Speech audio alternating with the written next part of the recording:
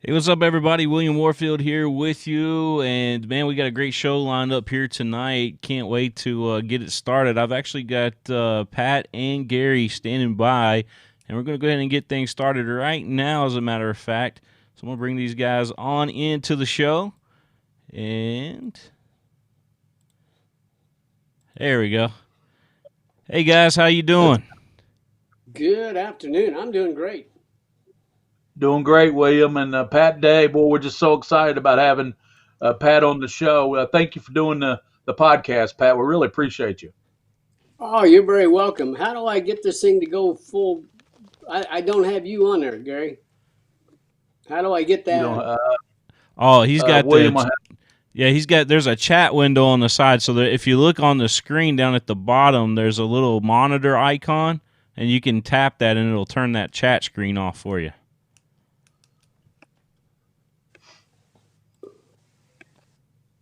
Uh, nope. I didn't. Oh, here. Wait a minute. There we go. There you go. All right. there Yeah. Uh Oop, oh. Oh, you hit turn- there. You. yeah, ah, and I found too, Pat. You can't move a whole lot, or it messes up the streaming for some reason, right, William?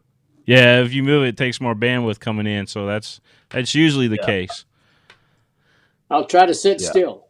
That's what I think, Pat. It's hard to do, isn't it?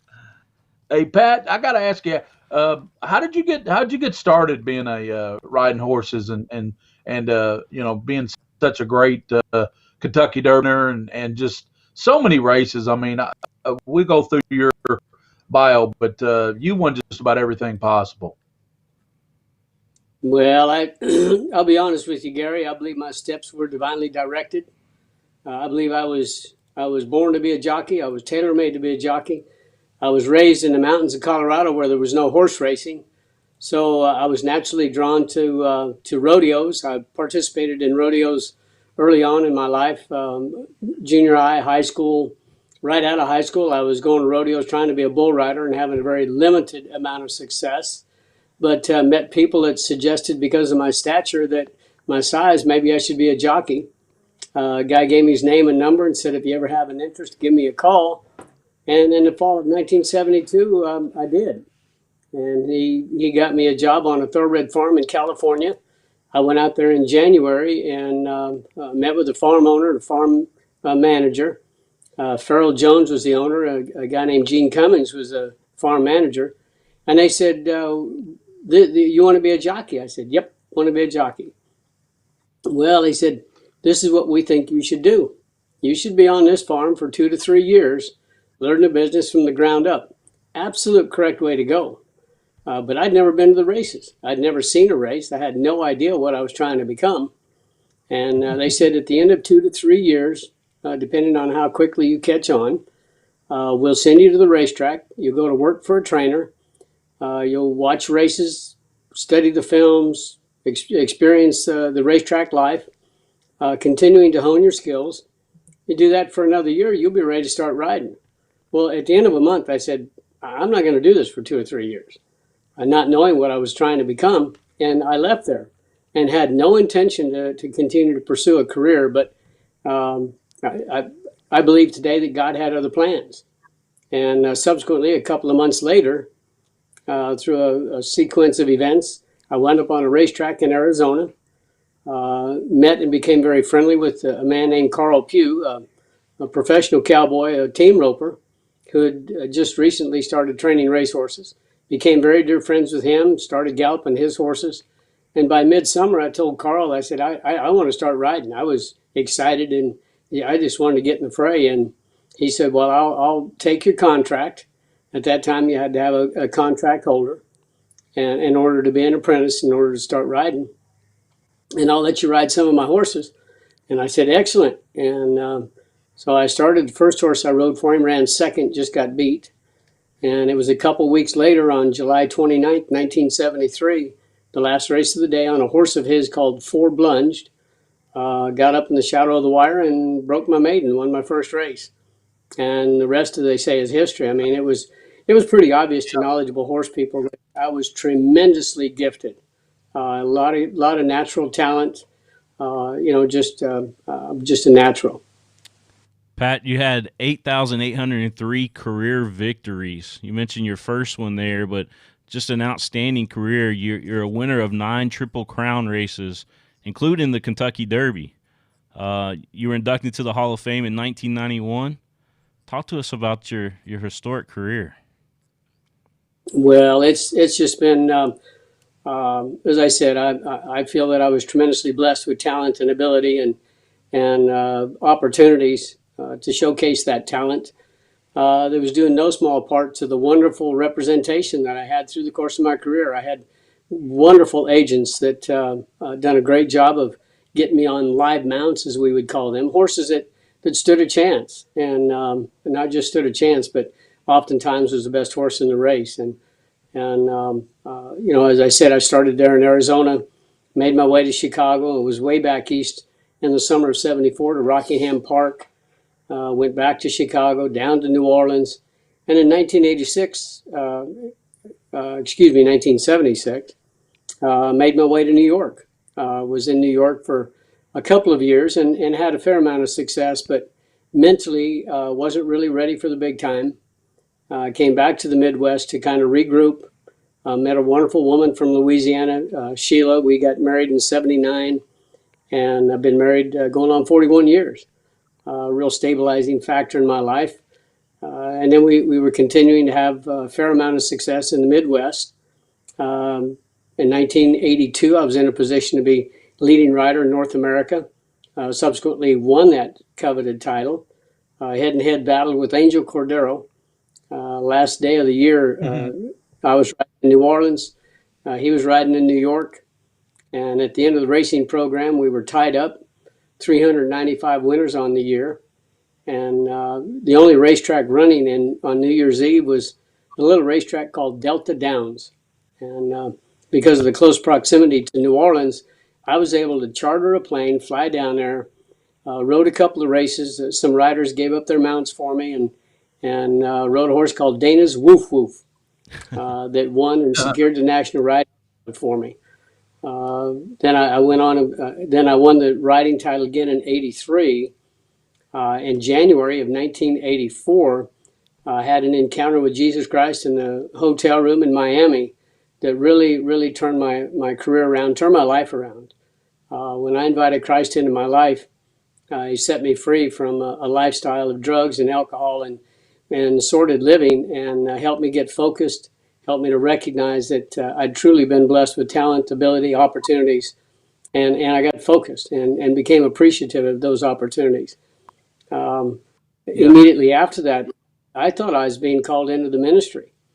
And it was then that I met the chaplain, Mike Spencer, at racetrack at Oaklawn Park. I shared with him my dilemma, and he said, well, let's pray about it.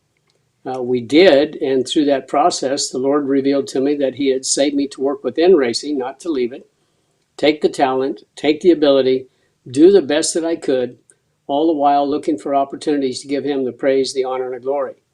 At that moment, I immediately thought of the Kentucky Derby. I'm going to win the Derby. I got to be ready. Well, I didn't win the Kentucky Derby, but later that year, they started a series of races called the Breeders' Cup. And I was incredibly fortunate, secured the mount on a horse called Wild Again. And again, I believe it was divinely orchestrated. When the entries came out, there was no rider named on Wild Again. Eddie Maple was supposed to have ridden him, but he was also supposed to ride a horse for Leroy Jolly. If Leroy would have ran his horse in the sprint, Eddie was going to ride Wild Again in the Classic. As it turned out, Leroy ran his colt in the Classic, and Wild Again was open. I had ridden him earlier in the year, and so I went seeking Mr. Timpany, the trainer. He was seeking my services. I was seeking the opportunity, and we collaborated. And Wild Again run the race of his life, and won that $3 million race. That really catapulted my career to the next level. And after that, and again, I go back to January 27th of '84 when I invited Christ into my life and really got my career back on track. Then won the Breeders' Cup, won the riding title for the third time, really catapulted my career to the next level. And then opportunities started becoming available to not just to ride in races, but to ride good horses in major races all over the country. Yeah, that's the key to have those good mounts, isn't it, Pat? You know, it's one thing to be a great jockey. You know that. I think you're friends with Steve Cawthon, a Kentucky kid who, early on in his career, he's 18 years old. He wins a Triple Crown. So you thinking, Steve had to be thinking too. You know what? This is going to be easy. And then I don't think he ever won another Triple Crown after that, did he? No, as a matter of fact, it was a short time after that, I believe, that he made his way to England and started riding Yeah. across the pond there, and had a great amount of success in Europe. And he was unflappable. I just admire Steve so much. I was in New York when he first came in there, and I mean, for a young man his age, uh, to have the success that he did in every day. The camera was in his face. The media was all over him, and he was the same day in and day out. It never altered him even a little bit. Wins the Triple Crown, doesn't phase him. I mean, he was the same Steve, uh, you know, before as he was after winning all those races. And just to conduct yourself in such exemplary fashion with that amount of success is really tremendous. I mean, it's just remarkable. I want to tell some folks out here what your big races is that you've won here, Pat, and that's the Kentucky Derby, obviously in 1992. You won the Preakness in 1985, 1990, 94, 95, and 96, and then the Belmont Stakes in 89, 94, and 2000. But I think a lot of folks were wanting to know, because 1989 was a special year where you had two really good horses, amazing horses. When you talk about Easy Goer and Sunday Silence, can you recount the 1989 Triple Crown? And what if those two horses wasn't going in the same year together? Well, can you only imagine? I mean, you might have had a Triple Crown winner that year, possibly, right? Oh, absolutely. Two great horses, very competitive, very well conditioned by Charlie Whittingham and Shug McGahee. A great East Coast West Coast rivalry that came together here at on the first Saturday in May in the Derby. Wound up with a racetrack that Easy Goer just would not get over. He'd gotten beat here in the fall before the 2-year-old championship. Got beat by a horse that he'd beaten several times previously, and just wouldn't extend himself over the track, and came up the same way in the Derby. Sunday Silence, of course, ran brilliant and got the run for the Roses. We hooked up again 2 weeks later in the Preakness, and I'll be honest with you, I didn't ride the best race in my career.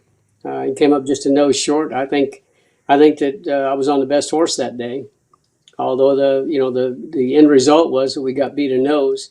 Um, Easy Goer was wanting to run.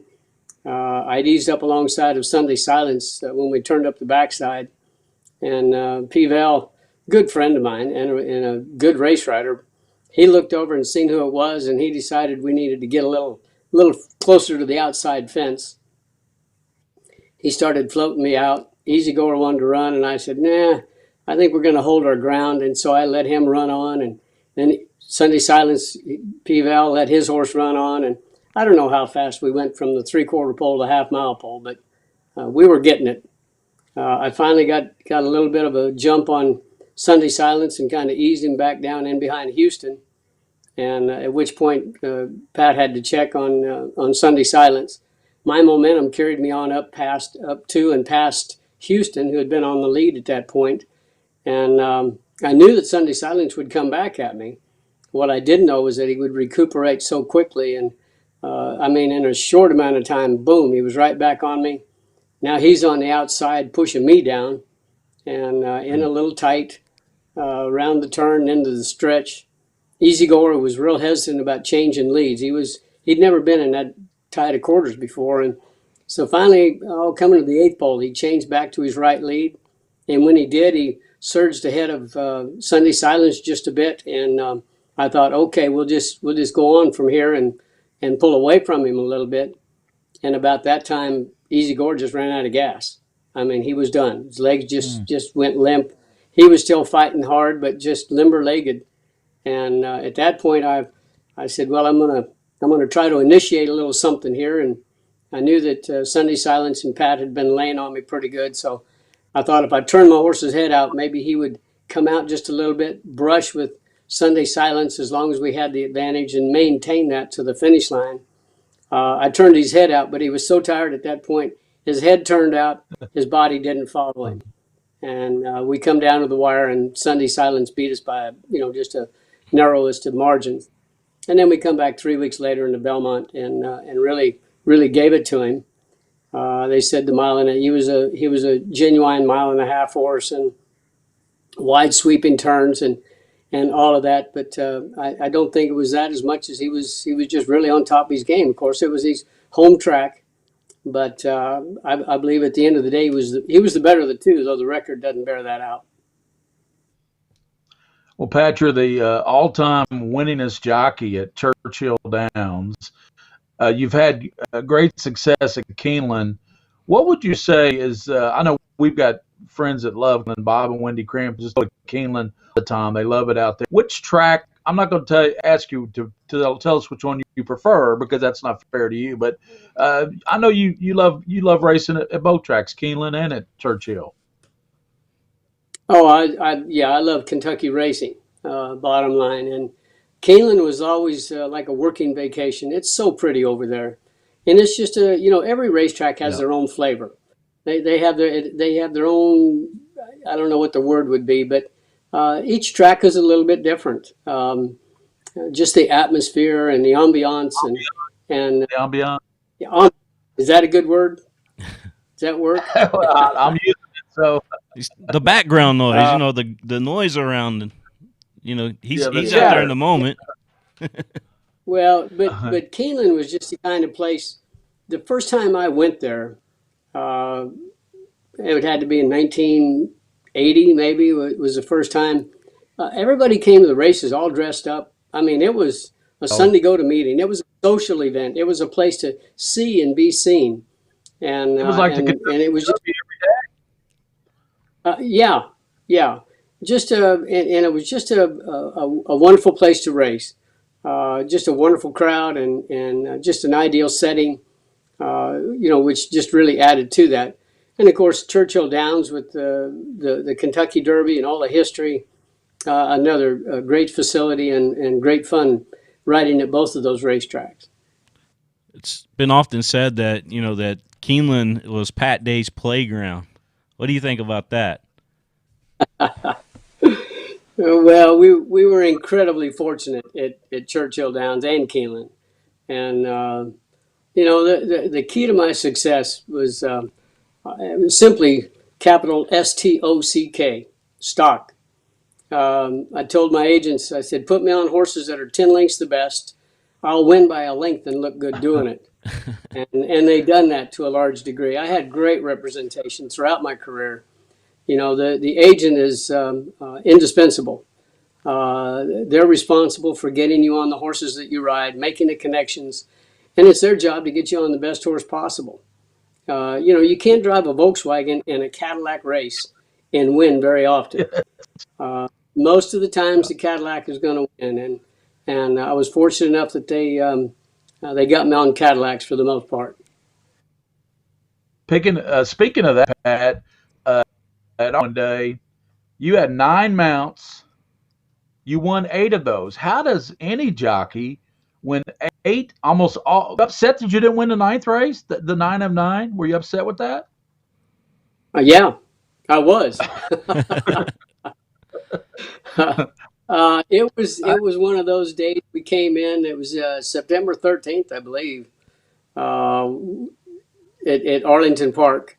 It was a muddy, miserable day, really.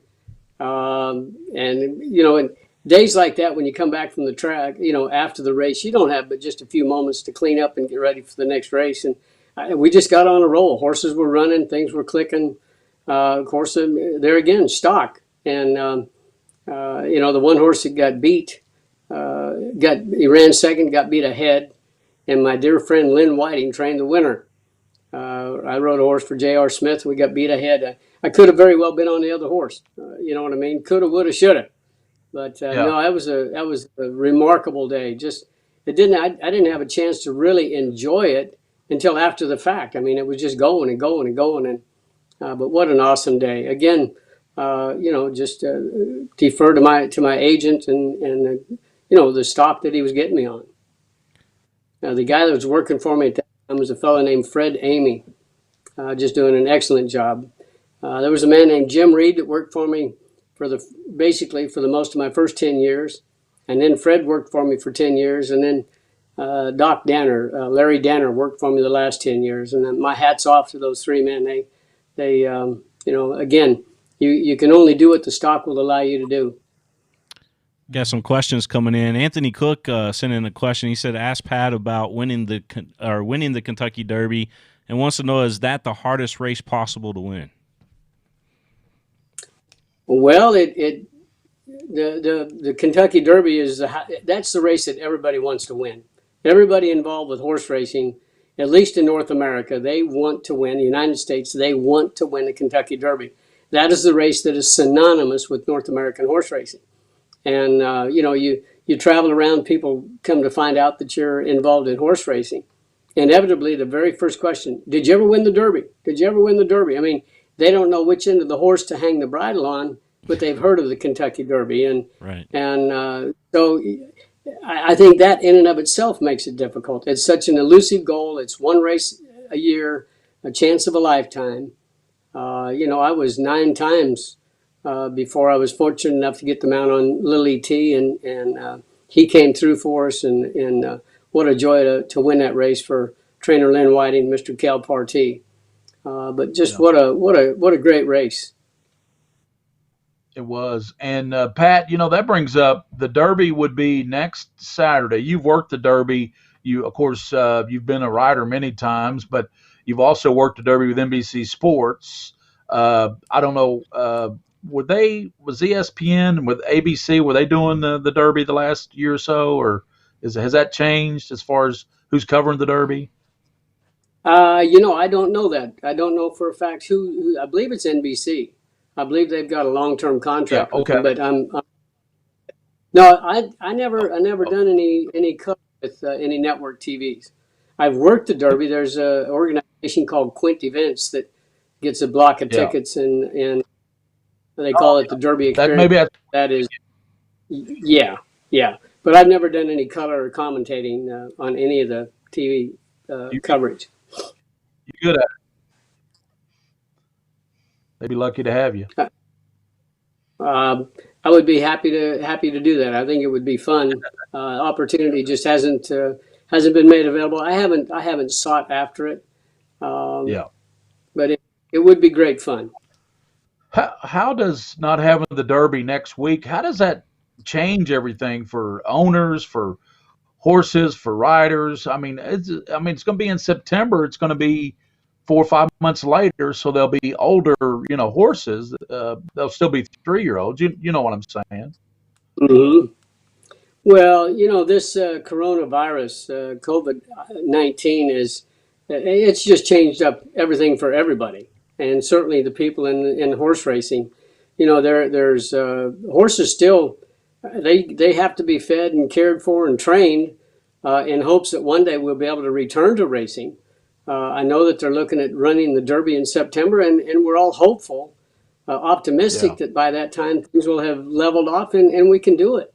But right now, I don't think anybody would, I don't know what the odds makers are saying. What's the odds of running the Derby in September right now? I don't know.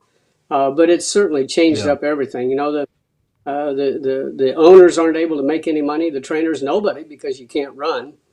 But yet the horses need to be fed and cared for and trained. Jockeys they can't there's no place to participate. So everybody's furloughed to a degree. And jockeys, if we don't ride, we don't make any money. We don't have any, high dollar contract that is going to continue to pay us if we're not playing. If we're not participating, we don't get paid. So there's a whole lot of people. You think of not just the jockeys, but the people working directly with the horses. The trainers obviously are still involved. The exercise riders, The grooms are taking care of the horses. But beyond that, everybody's out of work. The jockeys are out of work, the valets are out of work, the gate crew's out of work, ticket sellers are out of work, everybody, concessions. I mean, everybody in the game, everybody with the exception of those directly involved with the horses, are sitting on the sidelines, anxious to get back to work. And what this means for September, I'm hoping that all of this is behind us. And I'm hoping that the oddity, it's who would have ever guessed that we'd ever run the Derby in September? But the novelty of that, I'm hoping will spur an interest that is unlike any other Derby. I remember when they first night that they ran under the lights, they'd put up lights at Churchill, and they were going to have the Twin Spires under lights or something. I don't remember just what they called the evening. But my wife and I said, I was not riding. I'd already retired. But I said, I want to go out and see what this is like. I mean, historic Churchill Downs running it in the dark, under lights. And so we went out there, and people were walking down Central Avenue, going to the track, and you'd have thought it was Derby Day. I mean, it was tremendous enthusiasm and energy. And I'm hoping that it will be something comparable to for the Derby in September, believing that we get to run it. Yeah. Do you believe that there's a possibility, if we're not all back to normal by then, do you believe that there's a possibility that they may run it without fans and just depend on like the betting and the TV contracts to kind of pay for what's going on? I really don't know, William. I don't. I know that everybody's hoping that we can have fans in the stands. Yeah. That the social distancing will kind of be lightened up just a touch, and some semblance of normalcy. But who knows? Who knows with the way this thing is going? Mm-hmm. You talked earlier about the ambience, the sound around you as you're, around in the racetrack or, getting ready to take off or whatever, But what's it like on the backstretch of a normal race, and then what's it like on a big race, like something like the Kentucky Derby or the Preakness or something like that? Oh, there's just no comparison, and I couldn't imagine, running the Derby without any fans in the stands is I can't even imagine what that would be like, because it's the fans that really make the day, make the race. It's all the excitement, enthusiasm, energy that they bring to the Downs on Derby Day that just makes it so special. Um, you know, Obviously in the summertime, midweek, there's a spattering of people out there, and Churchill Downs is such a massive facility that when you don't have a huge crowd, they get lost up there. And so we like to play in front of a full house. We, meaning I'm talking about the participants in the great sport of horse racing.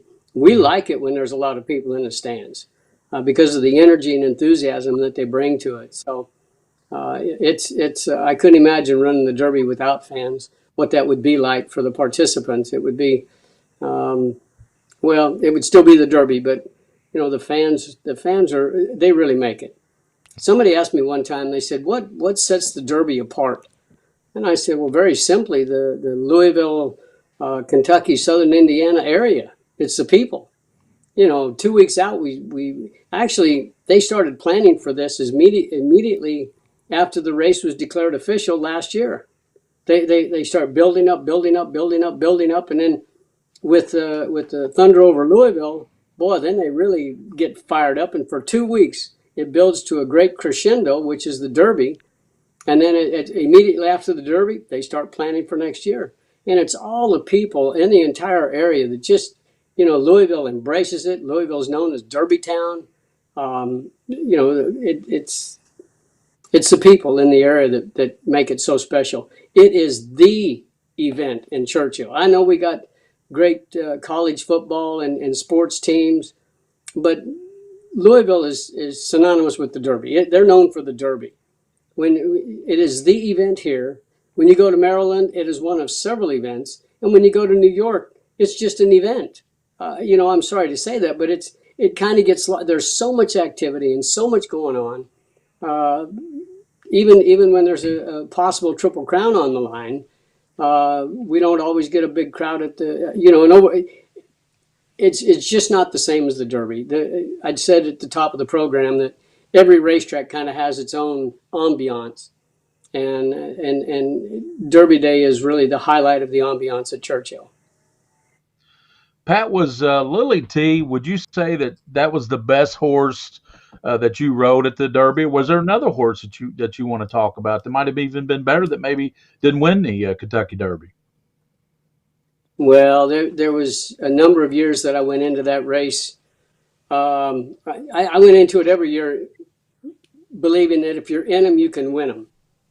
Wild again Yeah. in the first classic showed me that if you're in them, you can win them. Oh, guy, I just the horse's name that won the Derby 50-1 that Giacomo that Mike Smith rode. The horse that Kelvin Burrell rode that was 50-1, come out of New Mexico. What was the horse's name?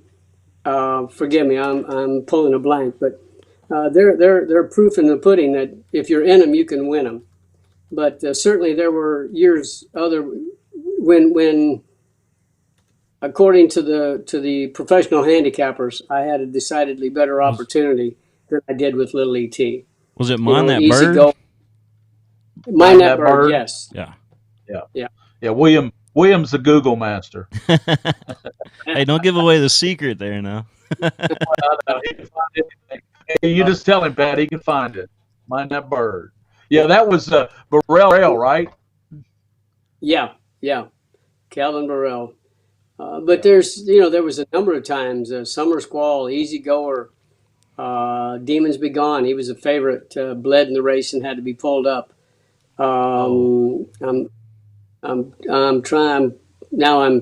My mind just kind of went blank. But there were a number of times that I went into the race with horses that were a shorter price on the tote board for sure than Little ET was. But yeah. I couldn't have been happier than to win it for trainer Lynn Whiting and Mr. Cal Partee, whom I'd had such significant success with for many years previous to that. And I knew it was very special to all of us, but especially to Mr. Partee. That was the one race he wanted to win.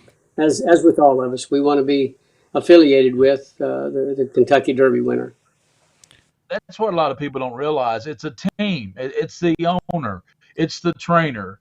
Not only it's the rider. It's the guy that walks the horse. There's a lot of team involved in horse racing, and you want to. There's that you just went for. Am I right, Pat? I mean, there's just certain people that you just with and you love, and you want to win the race for them. You know.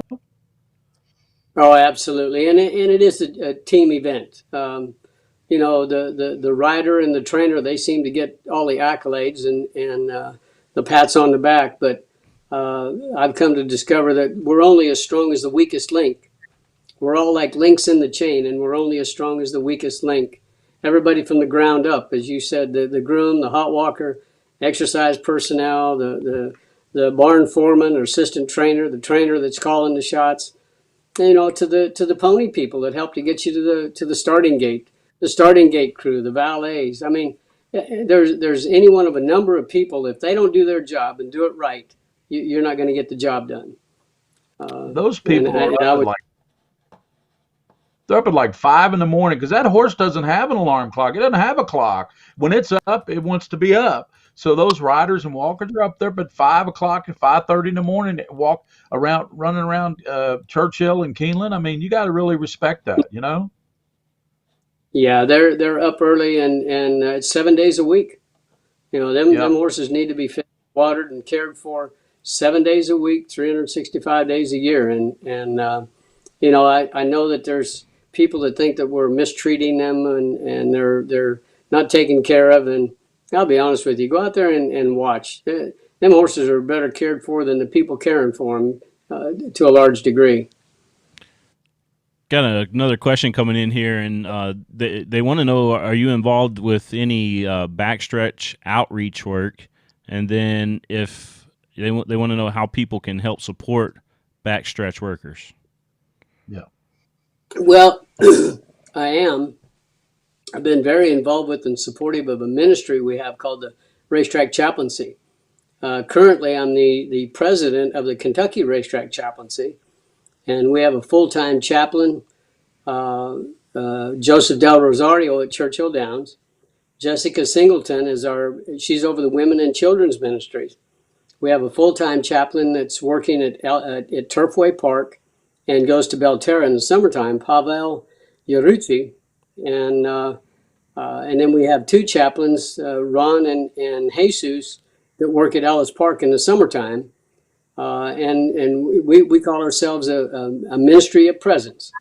They're out there walking the barns during training hours, meeting and greeting the folks and making themselves available.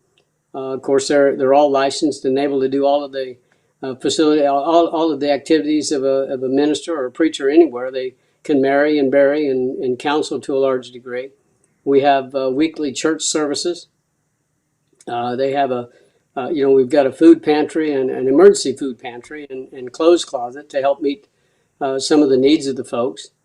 But simply put, we try to meet some of the physical and some of the material needs, but most importantly, the spiritual needs of the people that make up the horse racing industry.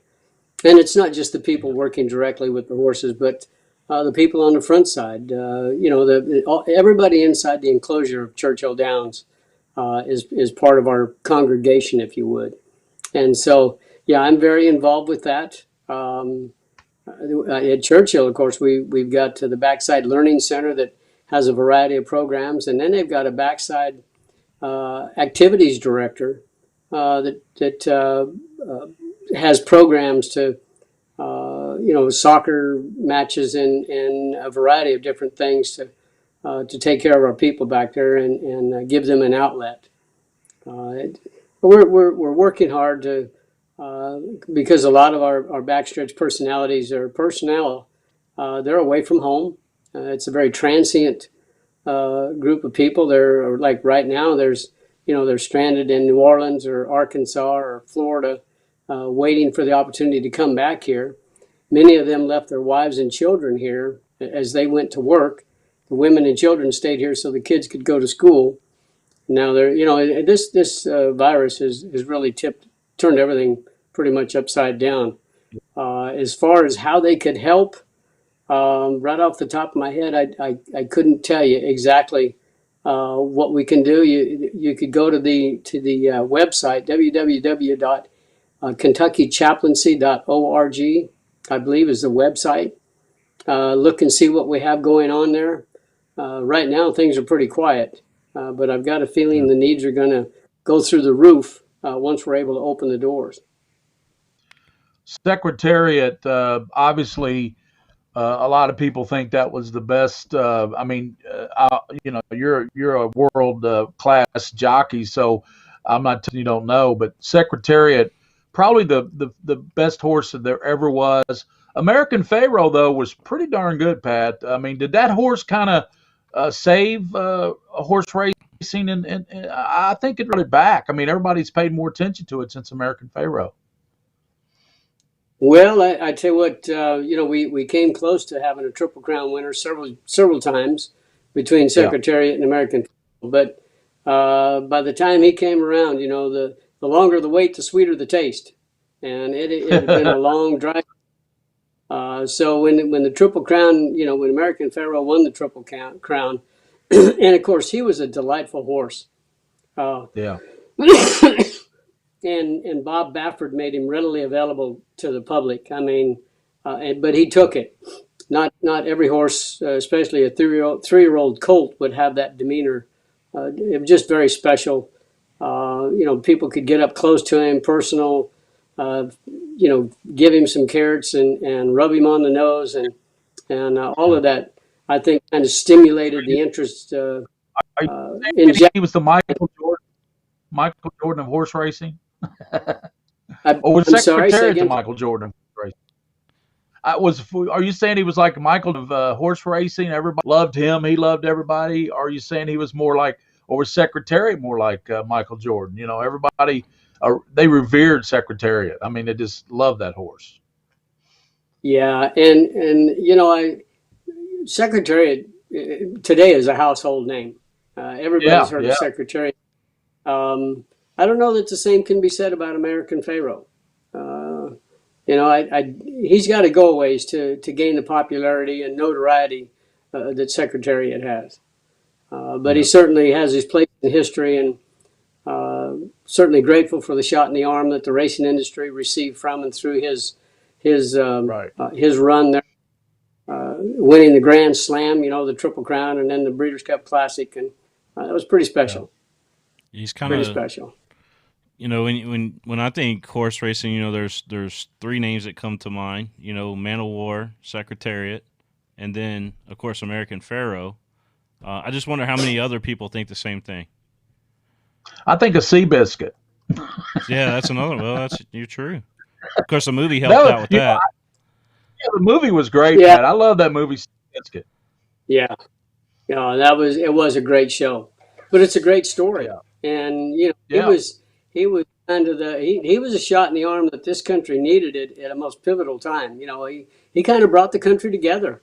Right? I mean, that was before my time, but the movie and certainly what I've heard and read about him and the following that he garnered. The people standing room only when he would run and was on the lips of everybody. Yeah. Got some more questions coming in here, Pat. If you don't mind, we got Jeremy wants to know, where do you travel to now, and what do you do in your retirement? Well, recently I've not traveled at all, as anybody has with this coronavirus. But my wife has been in bad health since mid-July last year, and so I've been looking after her, and then my mother got ill last fall, and subsequently she passed away 2 days after Christmas. So I was spending a lot of time in Colorado with her and back and forth, and now my wife is getting back on her feet and doing well, I'm happy to say, and so when the coronavirus is over, hopefully we'll be able to get back on the road a bit. I do a lot of guest speaking.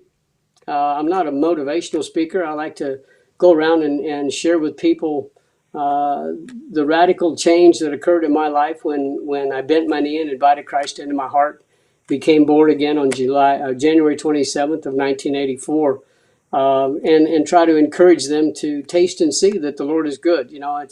It's just a joy to know and love and trust in the Lord, and the joy and the peace and contentment that I experienced, the love of Christ poured out into my heart. I just have a desire to share that, and I've had to turn down a number of events beginning last fall with my wife not well, and then my mother falling ill, and now with the coronavirus, it's kind of put a halt to all of that. But hopefully we'll get back to doing some of that, and just my involvement with the racetrack ministry and the ministry at large. Yeah. You've done a lot with Christ Chapel there. I think you helped start that the chapel there. You mentioned the chaplaincy that you're involved with there at Churchill Downs. Well, the chaplaincy, the racetrack chaplaincy has been around for over 50 years. A man named Horace Roberts, Salty Roberts, was the one that really started that ministry 50 plus years ago. He was an exercise rider, worked in the valet parking lot he was working at Gulfstream in Hialeah in Florida, and then going to Monmouth Park in the summertime. And but found himself in the throes of alcoholism, was drinking a good bit. One evening, coming away from the racetrack, somebody gave him a religious tract, Christian tract, and just a little paper talking about the love of Christ and how to get saved. And he took it home, throwed it up on his dresser, went on about his business, came in a few nights later, really despondent, ready to take his own life. And somehow that piece of paper got in his hands. He read it, got convicted, recognized what he wanted and needed was Christ in his life, and invited Jesus into his heart. And immediately thereafter, he had a real burden on his heart for the people that he worked with, recognizing that the 7 days a week prohibited them from getting off the track and going to a church of their choice, and said, well, maybe we need to bring church to them.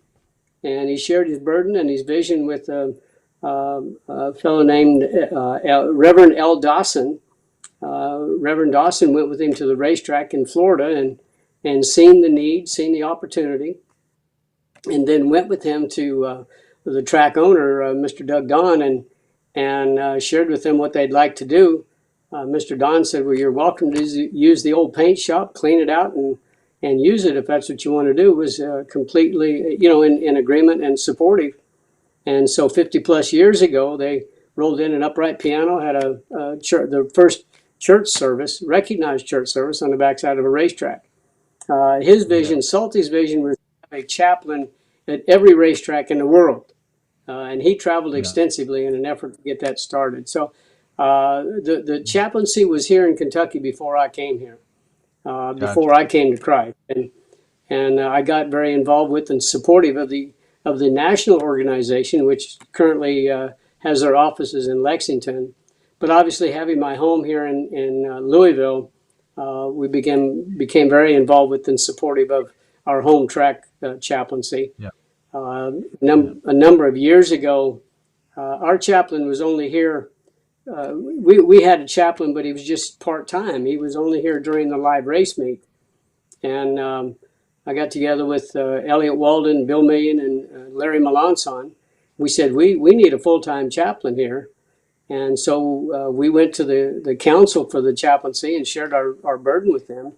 And they said, well, we're all in favor of that, but we don't have any money.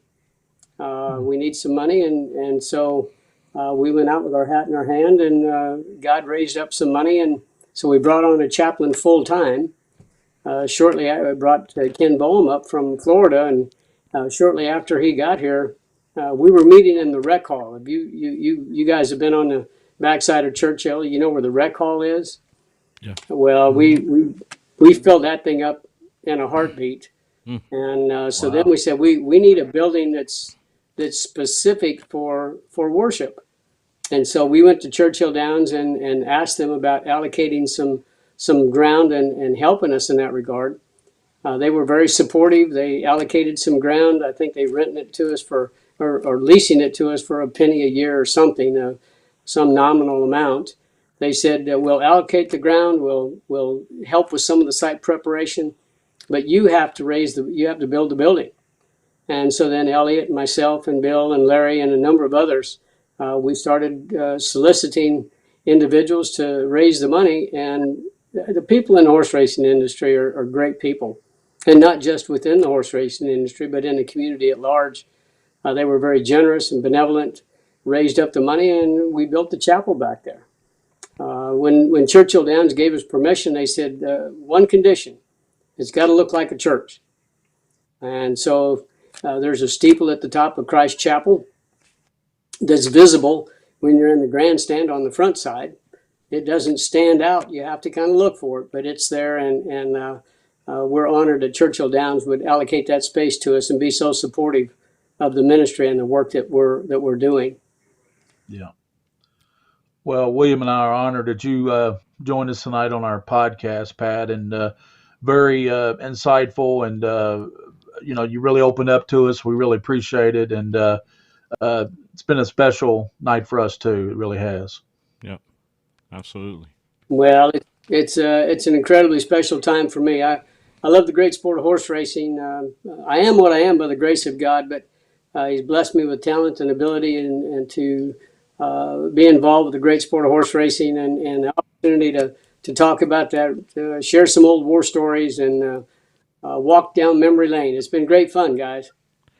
Pat, one more thing before we go, because this is something that I think maybe you can help with, and that's the people who are commenting, and there's a young kid on here, and he wants to know, what was Pat Day like when he was doing the bull riding, and what made you decide to do the horse racing, and how could you motivate him to get it going? Well, when I was trying to ride bulls, and before I got introduced to the great sport of horse racing, I was wild and crazy.